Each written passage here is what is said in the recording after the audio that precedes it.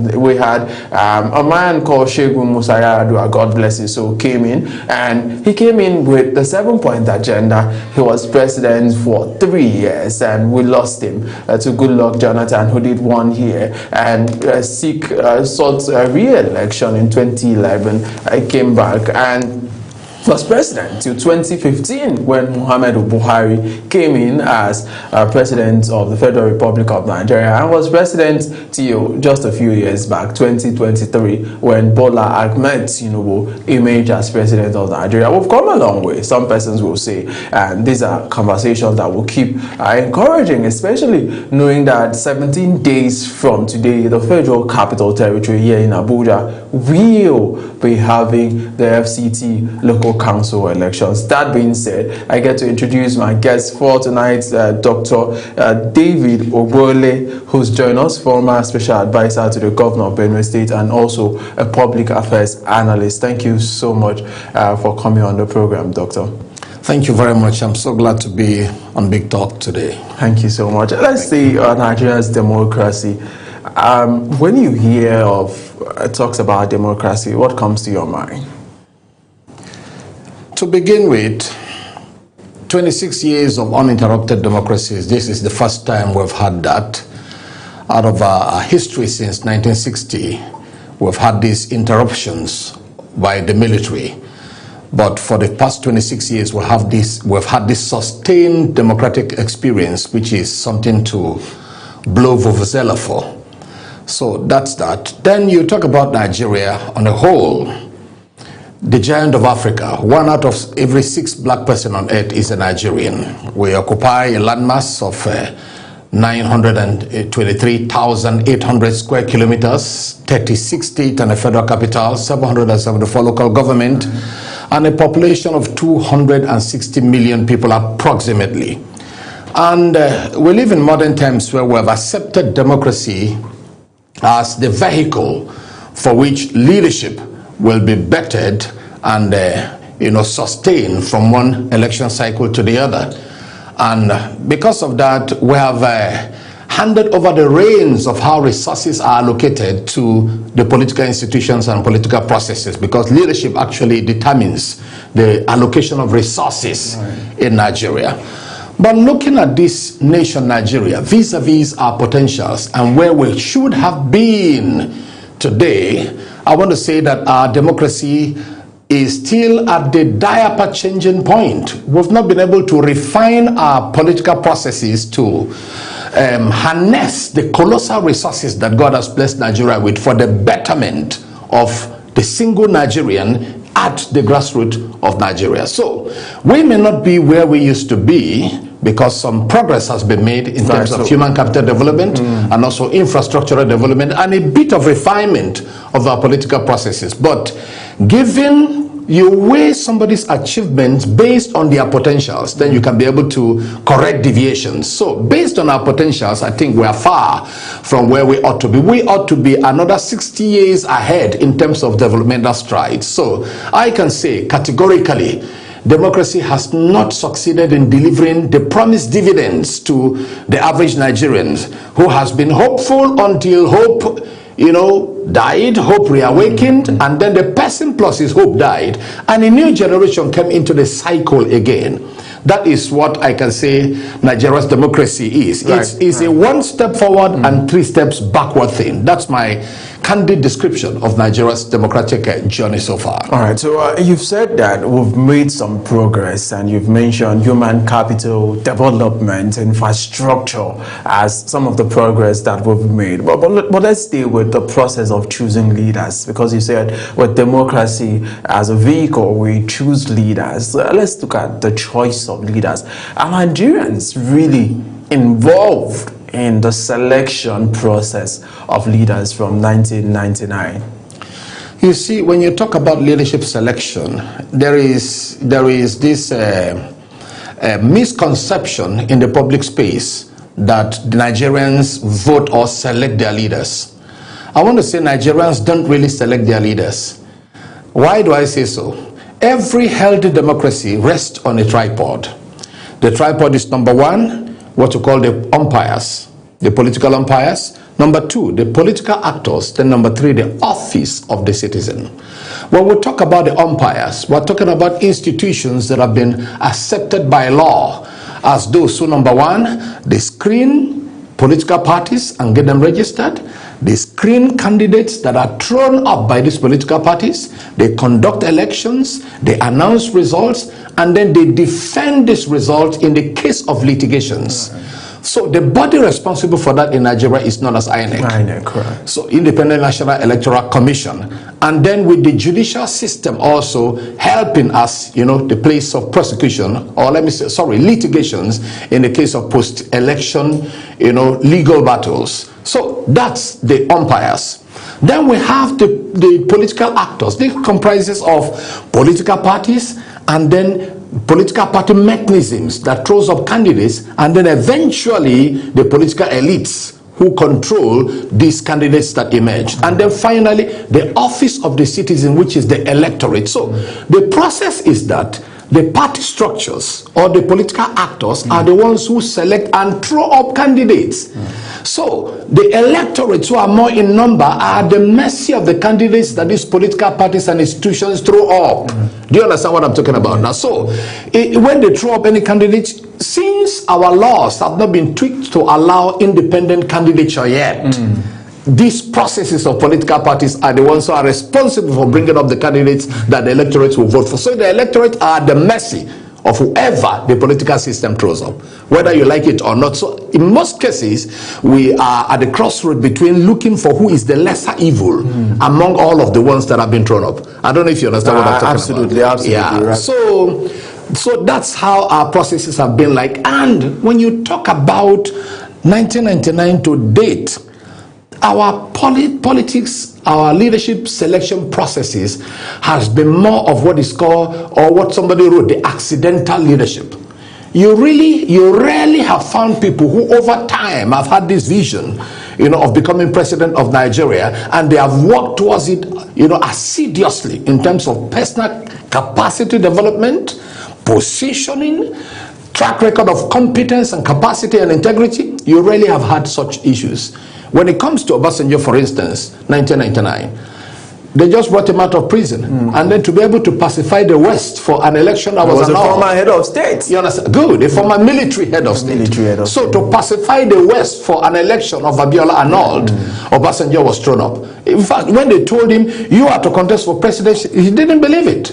Meaning he did not prepare for it. But I must give it to Obasanjo. He selected a crack team around him that were able to deliver at the level of the resources, especially for the cradle of, a renaissance of democracy. That team was very formidable. And because of his team, Obasanjo laid a very good foundation that democracy in Nigeria should have rested on and, taken off in quantum leaps ahead. But you see, Obasanjo bowed out. Yaradua came up again. He meant well for Nigeria. He was the first person of capacity. He had masters in analytical chemistry. So when you talk of mental refinement, Yaradua was the first person in that regard after Obasanjo, to assume the reins of control of Nigeria. That man's policies were superb. He had the guts, he had the political will, but his health failed him. And then his Deputy Goodluck had that good luck. So good luck brought him to the throne according to his name. He was not really prepared for it. From Bayelsa State, his history. Deputy governor to governor, then to vice president, then to president. Accidental leadership. I think the only person who seemed to have had a foresight and prepared ahead is the current president. But if you interrogate that in the light of capacity, it is still another matter. Right, we'll talk about capacity, but you didn't talk about former late President Muhammadu Buhari, who contested in 2003 to be president. Contested in 2007 and in 2011. He said he wasn't going to contest again, but we saw him come back in 2015, and that was where he won the elections. After that surge of tears, we thought that the man had reached the end of the road and he was not going to be contesting again. But you see, let me say, destiny. God has a way of allowing people to get a dream or enter into the center of a dream they have persistently pursued. Why? If Buhari had not been president, Nigeria would have regretted that they lost the best president that never was. Why? He had this messianic air around him, and we thought, oh, at last this man of integrity was going to turn the political fortunes of Nigeria to her magnetic north. But the moment he entered the seat, we now discovered that persistence is not equal to capacity. Absolutely. Persistent is not equal to capacity. Although a lot of persons will argue with you, but go ahead with your point. So now, right under his reign, he was oblivious of a lot of the workings of government as revealed in recent times by books that have been written from his wife and from his aides. The revelations were very, very, absurd, that he was shielded from the actual workings of government, and special newspapers were printed for him to read, where he was seeing a booming economy. Whereas the situation on ground, it was a doom economy, not a boom economy. All those kinds of manipulations around the corridors of power. So we witnessed 8 years of Buhari. And these 8 years of Buhari, a man who had a mien for integrity was on the throne, but his lieutenants around him were nothing but the epitome of corruption. Right. So Nigeria did not advance in the 8 years of Buhari, although we had the potentials to advance, but corruption stopped us. Insecurity stopped us. And all of those matters that stalled economic growth in Nigeria. Right. So one of the issues when we look at our democracy, you've talked about our leaders and how selection and all of that. One of the things that has played a major role in who becomes a leader in Nigeria is religion, tribalism, and ethnicity. I like that you factor that into our democracy, and how has that assisted or debarred our democracy from progressing? You see, you have just touched a very foundational crack in our democracy. When the British, who colonized us, fragmented Nigeria along regional lines, we had, first of all, the North and the South amalgamated, and then the South was divided into 2 regions, the Western region and then the Eastern region. So we had another political tripod again of the North, the East, and then the West. If you notice, this political tripod had gone on down the line to determine, number 1, political party formation, number 2, leadership recruitment, and even resource allocation. Presidency has rotated around these people, especially after the Civil War, where confidence in Igbo man becoming president of Nigeria is still building. It has rotated between the North and then the Southwest. I don't know if you understand. Yeah, Good luck's almost accidental, like we said earlier. So this pattern of leadership recruitment is lopsided, where the teeming minorities, or what you call minorities in Nigeria, have been left out of political thinking and leadership recruitment. And this agitation from the minorities is something that is always hitting the polity. Why? These minority states of the Middle Belt, minority states, around the South, they are not conquered tribes. They entered into the federal charter of Nigeria willingly. And by virtue of their capacity and being Nigerians, they qualify for any and every office. I don't know if you understand. Absolutely. But these lopsided leadership recruitment processes, that has followed this tripod is a weakness. And now we enter the second aspect. The North now sees Nigeria from a religious lens. And it is traceable to this issue of regionalization. Why we should have had a united state of Nigeria, not divided or fragmented along regions where everybody saw himself not as a Nigerian first, but they saw themselves as belonging to a particular region. And when they came to the center, they came with the notion of cutting the national cake to take back to their regions. I don't know if you understand that mentality. Yeah. So nobody came to the center with the notion of bringing building blocks from the regions, building blocks from the states to build a national Nigeria. And you can see that consciousness coming into the federal allocation system, where states are no longer productive. You sit back and wait for a slice of the national cake at the end of the month that is called federal allocation. So how about your internally generated revenue? So is that not a function? Some persons have said that is a function of the oil discovery. Some persons have even said the oil is a cost to Nigeria's progress. Oil that was discovered in Bayelsa, and that, you know, stopped. Remember, we used to have the granite pyramid in the north. We had the cocoa plantations and cocoa farms in the west, and we had the oil palm plantations in the south and the east of Nigeria. So the people were really into manufacturing, production, and even exportation. You see, oil was just the branch of the problem. The root of the problem is this ideological separation. Right.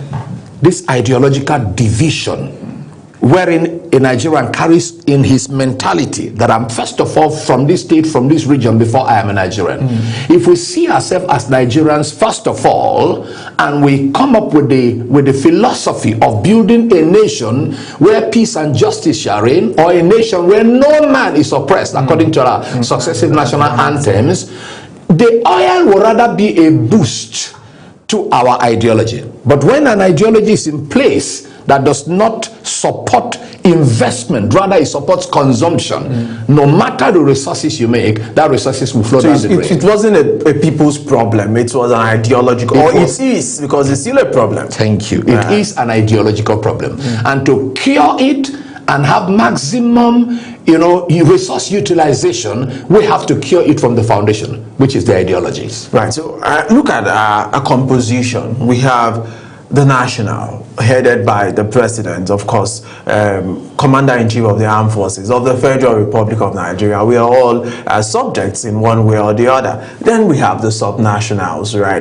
The states, the different states as we have now. Then we have the local government. So the federal government, the state government, and the local government. But a lot of blame when we talk about our democracy is pointed at the federal government. But sometimes people forget about the state government, the subnational, and even those at the local government. I like that you examine these levels of leadership that we have. I think we have two tiers of government in Nigeria, the federal government and the state government. We don't have local government systems. We have 774 local governments. On paper, not in actual practice. Right. In plan, not in practice. And when you talk about plans, people don't live in building plans. They live in building architectures. I don't know if you understand what I'm talking about. What makes something a tier of government is if it has all of the elements that are present in a tier, or that should be present in a tier of government. For instance, at the national level, you have the three arms. Right. The legislature, the executive, and then the judiciary. At the state level, you have the legislature, the executive, and the judiciary. But at the local government, you only have the executive and the legislature, no judiciary. So since the three arms are not there, you cannot call it a tier of government. That's number one.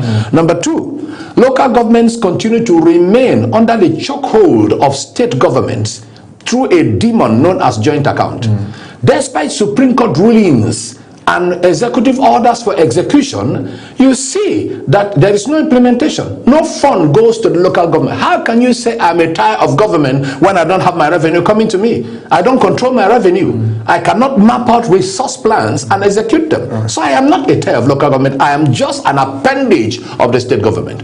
I don't know if you understand. So that is another issue of our democracy that is preventing democratic dividends or progress from reaching grassroots. And how can this thing be cured when local government elections are handled not by state but by another entity that is more emotionally detached? We can be able to have leaders that are not selected by governors but rather elected by the people. But currently, local government chairmanship is nothing but a selection by governors, not an election by the people at the grassroots. So they are under obligation or morally burdened to do the biddings of the state government. So what your suggestion now is that we should have an independent body that conducts the election away from the state, away from the state electoral processes. Thank you very much. But you know that a man cannot be a judge in his own case. Right. You know, whenever the FAC allocation comes in, there are procedures for division of this money. The federal government gets this percentage, the states get, I think, 57%, local government get 20-something percent. And if you look at that money, some local government now is getting over 500 million naira every month. So in paper, they get 500, local governments get 500 million in paper. They bring them to the Bureau of Local Government in their states, and they make them to sign that these monies have been collected and utilized under one project or the other. But the monies actually don't get to the local governments. The local government chairman only go back home with interest and a little portion of security votes. The only places that get a little more financial attention are crisis-prone areas, communities under threats, so that they can be able to settle security issues and keep security presence in those places. I'm talking from practical, insight. I have been special advisor to a governor before, so I know the workings of local government, I know the workings of state. So the local governments are nothing but willing slaves to the state governments. Money is spent on paper. It does not reach the coffers of the local government. Right. State governments write a check for the salaries of local government staff. And once that is paid, the rest is just the crumbs that the chairman pick. Right. So one of the things that have been mentioned, in fact, at the point it became an issue that aspirants or those who wanted to be president of Nigeria, through, and we saw Atiku Abubakar at the point talked about, and a few other persons, through federalism. We've talked about that. Let's practice true federalism, and we've also heard local government autonomy. We've heard with this president, when he was presenting the 52-point-something trillion budget to the National Assembly, he said specifically that he has mandated that the state government allow the local government to function appropriately, and we've seen the autonomy bill being signed and all of that. Let's talk about federalism and autonomy. When you hear those concepts, what comes to your mind, and how do you explain it? You see, those are concepts that are puritanical in their own sense. They are pure concepts. Just like democracy and the workings of government, they are pure. But it takes on the conscience of the drivers of these systems per time. Anytime you have good drivers, it moves in the right direction. But when we have drivers who don't have capacity, don't have competence and character, it moves in the wrong direction. So federalism and autonomy, they are beautiful concepts that are the heart of democracy. Why? They control resource allocation. They even control manpower generation. When you talk about federalism, because under it you are talking about the federal character, which says that there should be equal opportunity across board from all of the states. They should have equal opportunity or be equally represented. Those are things we are talking about federalism. And then when it comes to resource allocation under federalism, the huge resources that is allocated to the federal at the expense of the local government, where the grassroots is and where development is much more needed, is one thing that is making rural-urban migration to increase. Our rural settings are not developed because of the very minimal resources that gets to the rural areas. And development, to be development, must actually be measured from the bottom, not from the top. You usually have top to bottom approaches instead of bottom to top approaches. We should make our villages and our rural settings the mini Londons, the beautiful economic hubs that will make people to live. There will be less dependence on the federal might and the, let's say, 52-56% of the revenue that goes to the federal government. So devolution is one major aspect of federalism. So this devolution has continued to be a paper tiger, and paper tigers cannot hunt antelopes.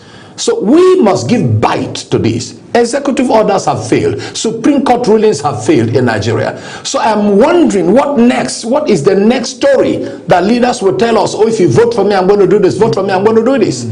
So when Supreme Court judgments are not respected, are not enforceable in Nigeria, so where do we go from here? That is the lacuna, that's the quagmire, that's the jambalaya of issues we have, that's the Pandora box that we have in our politics today. So federalism is a pure concept, but the drivers per time will determine whether it is a paper tiger or actually it has bite in terms of implementation. One of the very prominent components of our politics and our democracy are or is the political parties, right? We have 19 of them at this point. A lot were deregistered by INEC, after the last count, and I guess we have about 120 something organizations waiting and asking INEC they want to be registered. But some Nigerians have questioned that it seems that our political party system is controlled by some elitist mentality or elitist capture, elite capture, where a few persons control at least the prominent political parties. And for the other ones, they have been questioned that they are just existing as vehicles waiting for politicians who may feel they've been shortchanged in their political parties to come take them over. Let's do an analysis of our political parties. Are they helping in deepening democracy in Nigeria? Number one, the root is the ideologies behind these parties. When you have an ideology that is not progressive, rather it is reactive or reactionary, this Southern controlled party, we must resist them by a Northern controlled party. Or this Northern and Southern or Western controlled parties are oppressing us, so let's have our Eastern controlled parties. The ideologies behind it are the first port of call that we must examine. I told you earlier that this regionalization that resulted in the political tripod of Nigeria is what has, given birth to political party formations. So parties are formed along regions, not ideologies. But the PDP is a national party, the APC is a national party. I just mentioned the big political party. So the question is, what are the ideologies behind them? Have you tried to question the ideologies behind them? What are their white papers like? You understand what I'm talking about? So parties are formed along regional lines. Parties are formed along religious lines. So I'm asking, so my viewers too can be clear. Yeah. The PDP, the APC, the ADC are these ones that seem to be on the front burner. So are they formed along the question is this. lines? It is the same masquerade wearing different garments. Who is the national chairman of ADC? A foundational member of PDP. Mark. One of the founding fathers of PDP. Under PDP, he was senator for 20 years and Senate president for 8 years. Right. I don't know if you understand what I'm talking about. So, but if you look at the American system, people are Republicans till they die, people are Democrats till they die. All of this nomadic, lifestyle of people disgruntled with this party, they felt they have lost relevance or political visibility in this party, they have lost their ticket to economic fortunes in this party, and then they migrate to other parties. That is one of the banes of our democracy. There is no consistency. That's number one. And then the rest of the parties that have been formed, like you rightly observed, they are not formed along ideological lines. They are just waiting brides. They are just opportunistic brides waiting just in case somebody who is a big fish is disgruntled, from one party, and then he comes, he flies their ticket, brings in his war chest, funds the ticket, and then for that season, the people who have been in a wilderness or in a political desert, economic desert for some time, financial water drops on them, and then they are wet for some time. And then the rest too. You notice that anytime it is nearing election, there is this collapse of political parties.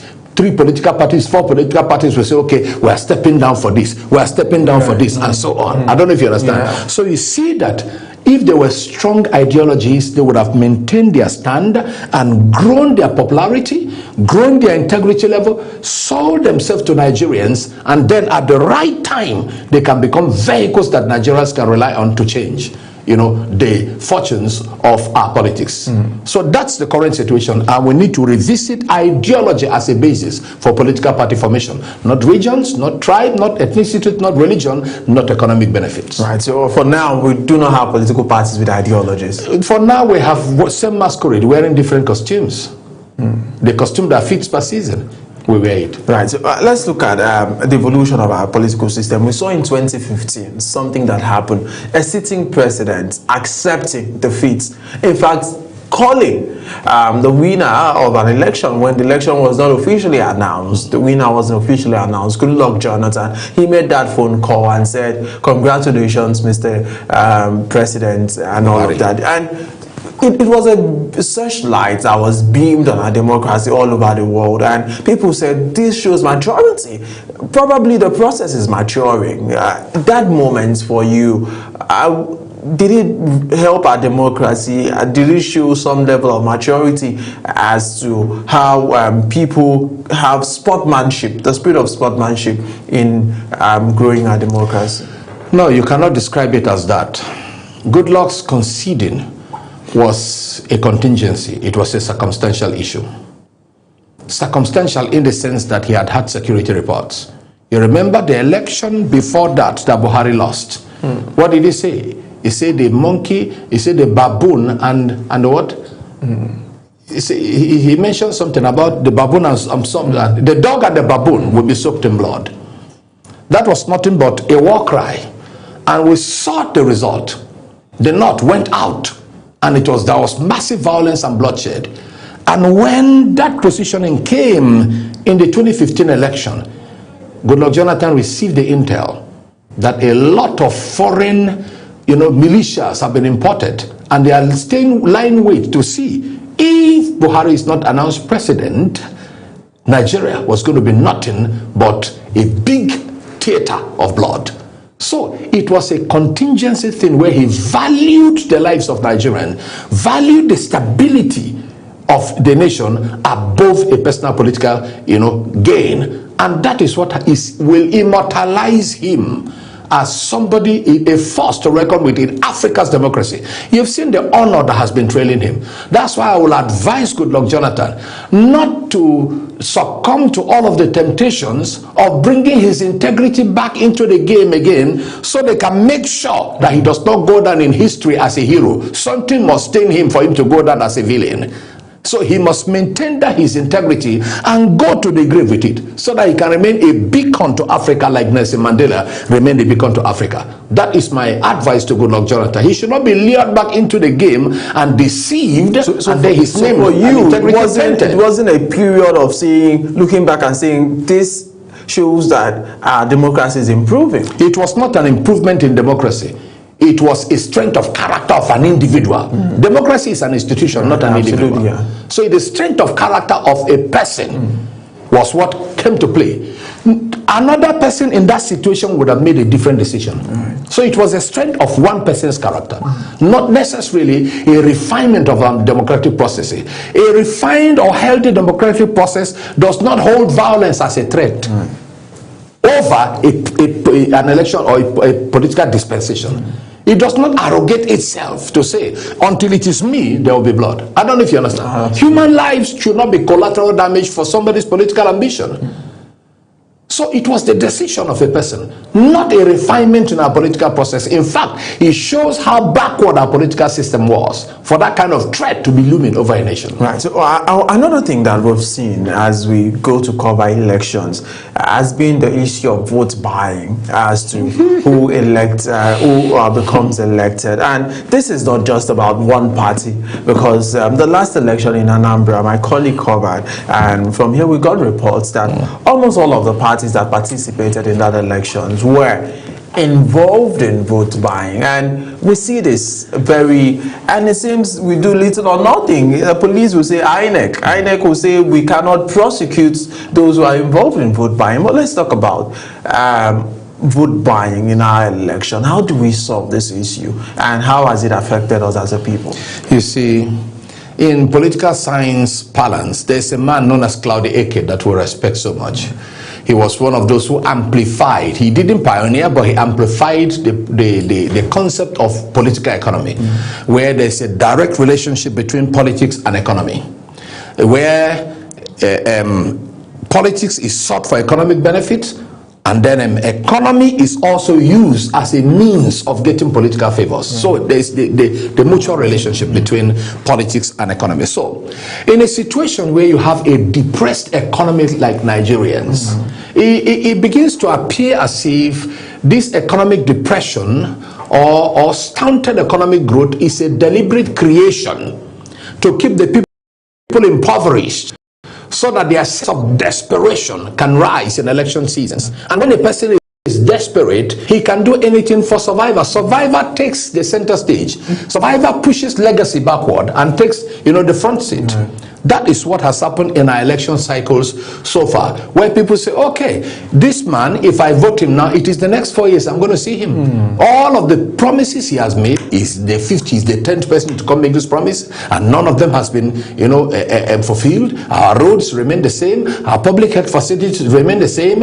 Youths are still relying on their muscles for survival, not their capacity and their intellect, because they don't have opportunity to develop capacity. And those who went outside to painstakingly develop the capacity and came back, they don't have a place to deploy capacity. So they still depend on their muscles for survival. So having seen all of these, a lot of people choose survival instead of legacy. And this is a direct, deliberate creation.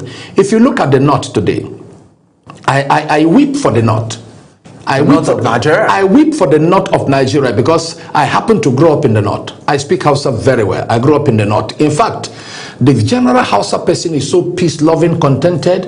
But you see that over the years, pre and post-independence, capacity building has been a thing that has not been given attention there. So an army of people from one generation to the other have risen who are at the mercy of the whims of environment. Education that would, I'm talking about the education that will position them in modern times. A degree in Arabic cannot position in modern times compared to somebody who got a degree in tech. I don't know if you understand what I'm talking about. So relevant education, the North has not had it, all because of a principle that closed them up to Western education. I don't know if you understand what I'm talking about. That is political. And it's politically masterminded. So poverty is weaponized. Ignorance and illiteracy is weaponized by politicians so that it can increase the desperation to make people sell their votes. So now election is not about who has capacity to govern, but who outbought another person in terms of votes. That is the character of our democracy. So now, how do we solve it? You see, when we de-emphasize the benefits that accrue to political offices, such that the salary of a senator is pegged with the salary of a director. Let's even be fair enough. Salary of a director in a state civil service, you discover that they clamor for it. They do or die, and they do and die will not be there. That desperation will not be there. I don't know if you understand. The salary of a president of the United States of America is less than the salary of a senator in Nigeria. And because the financial incentives, financial benefit is less there, people go in for service. Here, because the financial benefit is enormous, in fact, they control the finances. They have the knife, they have the yam. They decide what they cut to state and what they cut to local government and what they keep here. I don't know if you understand what I'm talking about. So they clamor for it. So one way to de-emphasize is to de-emphasize the benefits in the offices. Benefits, especially monetary benefit, and then emphasize service. Right, so let's look at the institutions now of governance. We have the executive, we have the judiciary, we have the legislature, and of recent, one after the other now. Let's stay with our executives, politicians. How has the executive who are in charge of executing projects, how have they managed the resources of Nigeria from 1999? You see, when you make that demarcations and then you try to create a three-arm of government in Nigeria, all of us who are at the practical level, at the policy level, we just smile and we laugh at it. It's important for the new generation of Nigerians to know the truth as to how Nigeria is being run, so that when they rise up, they are not repeating, they are not contaminated by the virus of the older generation who are at the departure lounge of life now. Rather, they will adopt a new software that will enable Nigeria to work. What we have in Nigeria is the executive arm. The legislator is a rubber stamp to the executive arm. They openly say it in the National Assembly. We're all on your mandate we stand. Understand? So they are supposed to be in the principle of separation of power, check and balances to the executive, but they have become an appendage of the executive. And our judiciary today is not the last hope of the common man any longer. Judiciary is for those who can buy. These allegations. It's not allegations. Judges have been reprimanded. Sanctions have been placed on judges. Some have even been prosecuted within the Nigerian system for collecting bribes and kickbacks to influence post-election legal battles. That is no longer an allegation in Nigeria. These are proven matters. Have you not heard of corrupt judges before? This and that and that. Especially people who gave money and the case didn't go in their favor. They say, oh, God, but I gave you this now. Why this and this and that? And all of those matters. So those are the things that we have seen in the Nigerian state. That is very, very appalling. Let's be able to have a separated three arms of government that are a check and balance on each other, such that the president stands the risk of being impeached if he does not move in the direction of the welfare of Nigeria or fulfill a social contract. We are even seeing an impeachment threat against the governor of Rivers, similar to Fubara. And some Nigerians are saying it shouldn't be, even when those in the legislature are pointing out infractions to their constitution. So you see now, all of this matters now, like we said. If a man is being impeached today, he's not impeached because he is a sinner. He's impeached because the political system, the big wigs who control the deep state of Nigeria want him removed.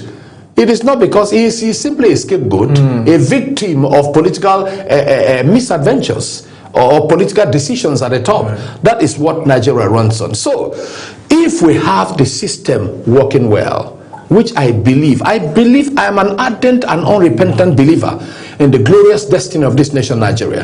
That's why we're working tirelessly and making our contributions at levels of conversations like this, so that the new generation can begin to raise these conversations when they sit out.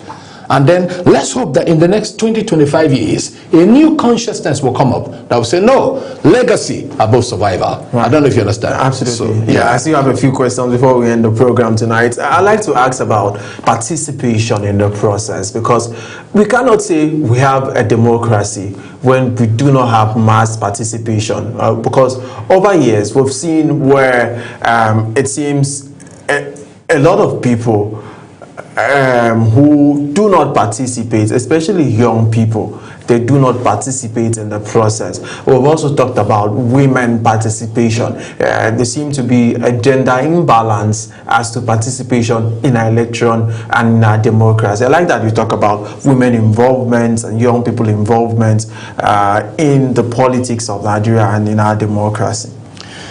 You see, thank you for that very important question. Fundamentally, Africa's population is about 1.4 billion now, and Nigeria's population, 260 million now. It's projected that by 2050, Africa is going to be 2.5 billion people, and Nigeria is also going to grow. But one major determinant or factor in that population is that 70% of that population are going to be young people. Between the median age is going to be median age is going to be 18. Because they will be between 18 and 40, 70%. So Africa is going to have the youngest population by 2050, because we are giving birth, we are growing. You understand? It takes a growth rate of about 1.5 to 2.5% to keep a population growing, and only Africa has that constant growth rate. Europe now has 1.5 to 1.8 growth rate. They are growing very slowly, vis-a-vis the 2.5 that is necessary to keep a population going. I don't know if you understand what I'm talking about. So three factors are going to be determining Nigeria and by extension Africa's democracy in the near future. Number one, youth participation, women participation, and technology. These three factors, they are going to be center stage. Okay. Then when you talk about general participation, do you notice that from the last election, the data stipulates clearly that just 28% of the registered voters went out to vote. That is voter apathy. It's not good for the development of a political process. And why is that so? I'll trace that. Fundamentally, power is given by the office of the citizen to political actors on a social contract. 4 years by a system, and by reason of grace and extension, 8 years. So the people own the power. They only give it on loan to political actors to wield in the interest of the generality of the people. That's what we call the social contract in politics. But you see now that Because of lack of political education and very low level of enlightenment, the tables seem to have turned where the political actors now, it looks as if they are the ones that have the power and not the office of the citizen. I don't know if you understand. And why? It is our unique blend of democracy here where the people can come out and vote, and their votes will be counted, but their votes may not count. So later, over the years, the discouragement begins to set in, and it results in voter apathy that says, whether we vote or not, it is not our vote that will count. So they are beginning to lose confidence in the electoral processes. They are losing confidence in the electoral umpires. They are losing confidence in the judiciary, which is part of the electoral umpires. I don't know if you understand. So we must now begin to raise the hope of the people and to say, number one, power belongs to you. Number two, when you vote and you see that the voting is tilted in the angle of what you want, insist. Stay with your vote. Any issue of a glitch, electrical glitch and whatever, no. We should protest it with evidence and stay with what our vote is, so that over time we can be able to have a political revolution, not revolution on the street with blood, revolution in terms of ideology and courage and enlightenment that tells you power belongs to us. Right. I think we saw something out of the ordinary in 2023, because we saw the Labour Party, who was predominantly not a very famous, not a very big political party in Nigeria. They got 6 million votes. But let's talk about women now. How do we get our women involved in our politics? And you could just want to make comments about what the Labour Party did in 2023. Beautiful. You see, I have believed, and I still do believe, in the capacity of women to hold leadership and to deliver as far as leadership is concerned. We've had women in Nigeria who have been pace setters, Okonjo-Iwealas, the Dora Akunyilis, they have been good pace setters who utilize offices well, and their names are written in gold as far as Nigeria's story, democratic journey is concerned. So I believe in the capacity of women to lead. But when it comes to the matter of women leadership, you see, we live in a patriarchal society where, despite the capacity of women, there is a deliberate attempt to put them in a corner. Like one of our presidents said, they belong in the living room and in the other room. So you see that kind of ideology and mentality. So it does not give women room to take center stage in terms of leadership. So what I will advise strongly is that women should develop capacity. Sentiments don't run offices. Capacities run offices. So when women develop capacity, number one, women should, number two, defy the odds and the norm to put themselves out for elective offices. And I like what INEC is doing now. They are beginning to give waivers to women.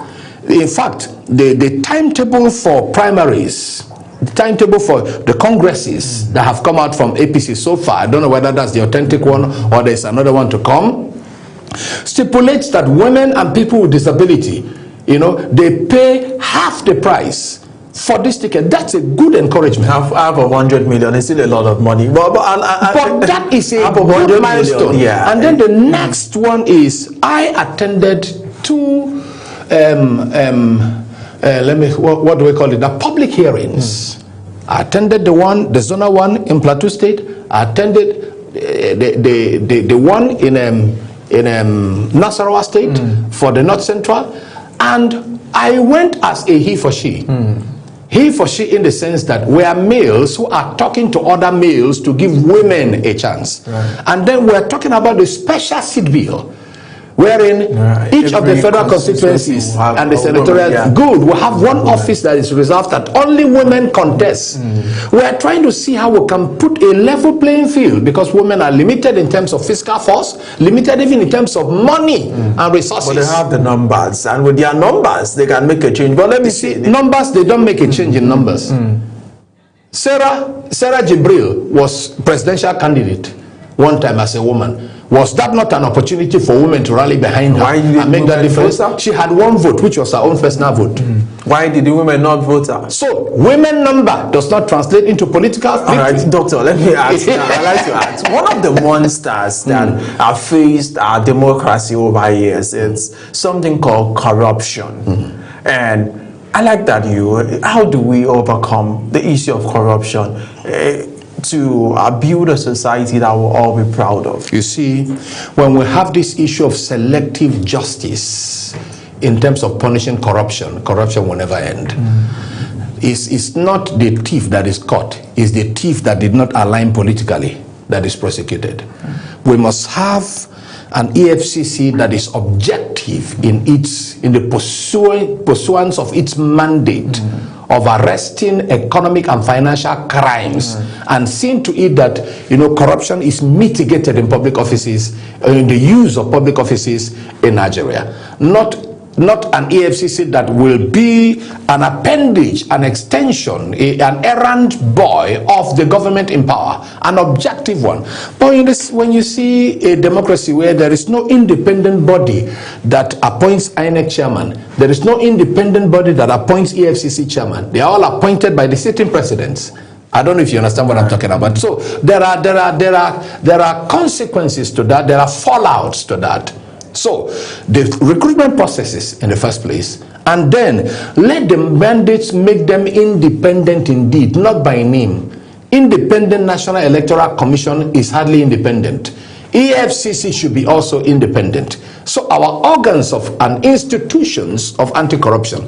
Then the international community has a huge role to play as watchdogs, of democracy in Nigeria, such that their oversight, or I wouldn't call it oversight, their assistance and involvement in democratic journeys should not be limited to their own place only. They should serve as watchdogs. I like the issue of visa bans. Okay, they would like to all collect the money like the prodigal son, take it to a far country where they spend it. Instead of spending it locally where it can benefit the people here, they take it to a far country. And they will need visas to do that.